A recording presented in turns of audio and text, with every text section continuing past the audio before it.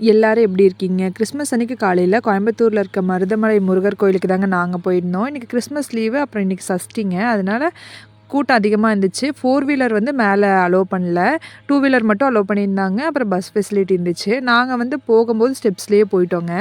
கோயிலில் வந்து போகிற வழியிலலாம் வந்து கல் அடிக்கி வச்சுட்டு இருந்தாங்க எல்லாருமே. இடம் இடத்துலலாம் கல் அடுக்கி வச்சுருந்தாங்க. அது எதனால அடுக்கி வைக்கிறாங்கன்னு பார்த்தீங்கன்னா, உங்களுக்கு வந்து ஏதாவது ஒரு வேண்டுதல் இருக்குது, எனக்கு வீடு கட்டணும், இல்லை கம்பெனி கட்டணும், இல்லை கடை ஏதாவது கட்டணும் அப்படின்னு ஏதாவது உங்களுக்கு ஒரு விருப்பம் இருந்துச்சுன்னா, நீங்கள் வந்து கோயிலுக்கு இந்த மாதிரி மலை கோயிலில் போகும்போது இந்த மாதிரி கல் அடுக்கி வச்சு சாமி கும்பிட்டு வந்தீங்கன்னா அது நிறைவேறும்னு சொல்லுவாங்க. உங்களுக்கும் இந்த மாதிரி ஏதாவது ஆசை இருந்துச்சுன்னா நீங்களும் கோயிலுக்கு போகும்போது கண்டிப்பாக இந்த மாதிரி கட்டி வச்சுட்டு வாங்க. நாங்களும் அதுக்கப்புறம் மேலே போய் சாமியெல்லாம் கும்பிட்டு, சாமி வந்து ரொம்ப பொறுமையாக வந்து விட்டாங்க. லைன் வந்து துரத்தியே விடலை, சீக்கிரம் போங்க சீக்கிரம் போங்கன்னு. நின்று ஒரு 5 நிமிஷம் நின்று நல்லா சாமியை பார்த்து கும்பிட்டு வந்தோங்க. அதுக்கப்புறம் கும்பிட்டு பார்த்திங்கன்னா வரும்போது நாங்கள் பஸ்ஸில் வந்துட்டோங்க. பஸ்ஸு பார்த்திங்கன்னா நிறைய பஸ் இருக்குங்க. கோவில் பஸ்ஸே ஒரு 2 பஸ்ஸு ஆட்டம் இருந்துச்சுங்க. ப்ரைவேட் பஸ் வந்து ஒரு 3 பஸ் இருந்துச்சு. பஸ்ஸுக்கு வந்து டிக்கெட் பார்த்திங்கன்னா 10 ரூபாங்க. நாங்கள் வந்து வரும்போது பஸ்லேயே வந்துட்டோம்.